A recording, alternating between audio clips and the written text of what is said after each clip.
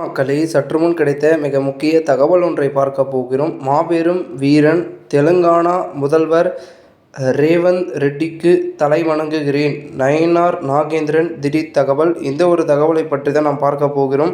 தகவலை பார்ப்பதற்கு முன்னதாக நீங்கள் நம்மளுடைய சேனலுக்கு புதிய பார்வையாளர்களாக இருந்தீர்கள் என்றால் மறக்காமல் நம்மளுடைய சேனலை சப்ஸ்கிரைப் செய்து வைத்துக் கொள்ளுங்கள். மக்களே, தற்பொழுது சமீபத்தில் காஷ்மீரில் இருக்கும் பஹல்காம் பகுதியில் பயங்கரவாதிகள் சிலர் கொடூர தாக்குதல் நடத்தினர். இதில் பொதுமக்கள் 26 பேர் உயிரிழந்தனர். இதனை கண்டித்து தமிழக பாஜக சார்பில் எழும்பூரில் கண்டன ஆர்ப்பாட்டம் நடத்தப்பட்டது. மாநில தலைவர் நயினார், தேசிய செயற்குழு உறுப்பினர் தமிழிசை, மாநில செயலாளர் கரத்தே தியாகராஜன் உள்ளிட்ட தலைவர்கள் பலர் கலந்து கொண்டனர். முதலில் பாகிஸ்தான் நாட்டுக்கு எதிராக கண்டன கோஷம் எழுப்பப்பட்டது. கூட்டத்தில் பேசிய மாநில தலைவர் நயினார் நாகேந்திரன், வங்கதேசத்தை பிரித்து கொடுப்பதில் பாகிஸ்தானுக்கும் இந்தியாவுக்கும் முன்பு போர் வந்தது. அப்பொழுது அந்த நாட்டின் ஒரு படை வீரன் நமது நாட்டின் 10 பேருக்கு சமம் என பத்திரிகை எழுதின. ஆனால் போர் முடிந்து 10 பாகிஸ்தானுக்கு ஒரு இந்திய வீரர் சமம் என மாற்றி எழுதின. அப்பொழுது பிரதமராக இருந்த வாஜ்பாய், என்னுடைய இந்தியாவின் பாதி இடத்தை இழந்தால் கூட உலக வரைபடத்தில் பாகிஸ்தான் என்கின்ற நாடு இருக்காது என்றார்.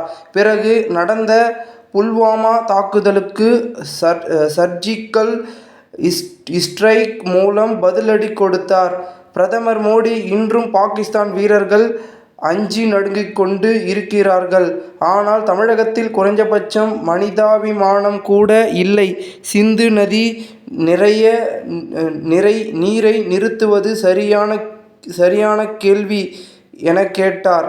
அண்ட மாநிலம் முதல்வர் ரேவந்த் ரெட்டியை நான் வணங்குகிறேன். கட்சி முக்கியம் இல்லை என சொல்லும் அளவுக்கு தேசமும் நாடும் தான் முக்கியம் என நினைக்கிறார். அதனால்தான் பாகிஸ்தானை துண்டாட வேண்டும் என சொன்ன மாபெரும் வீரர் ரேவந்த் ரெட்டி நான் தலை வணங்குகிறேன்.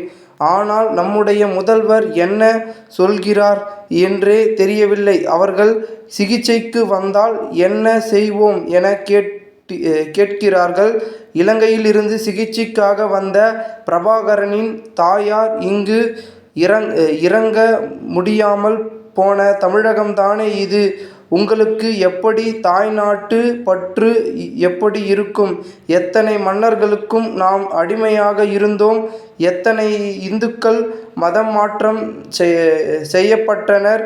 அப்படி உங்களுக்கு நடந்தால்தான் தெரியும். எனவே தேசத்துக்கு எதிராக குரல் எழுப்புவோரை கைதாவது செய்ய வேண்டுமா? தேசிய புலனாய்வுத்துறை தமிழகத்தில் ஊடுருவியிருந்த 30 பேரை கைது செய்திருக்கிறது. ஆனால் தமிழக போலீஸ் ஊடுருவியிருக்கும் பாகிஸ்தானியர்கள் மீது எந்த நடவடிக்கையும் இல்லை. எனவே தமிழக பாஜகவினர் பிரதமருக்கு பக்கபலமாக இருக்க வேண்டும். தயவு செய்து கடமையுடன் தமிழக முதல்வர் பணியாற்ற வேண்டும். 2024ஆம் ஆண்டில் நாங்கள் அந்த இடத்திலிருந்து கடமையை செய்வோம் என்றார். இந்த ஒரு தகவல் தற்பொழுது வெளியாகி பெரும் பரபரப்பையும் விறுவிறுப்பையும் ஏற்படுத்தி இருக்கிறது. இந்த ஒரு தகவலை குறித்த பொதுமக்கள் உங்களுடைய கருத்துக்களை கூறுங்கள். இதுபோன்று நீங்கள் அரசியல் சாதனை நிகழ்வுகளாம் தினசரி தெரிந்து கொள்ள சேனலை சப்ஸ்கிரைப் பண்ணுங்கள். நன்றி, வணக்கம்.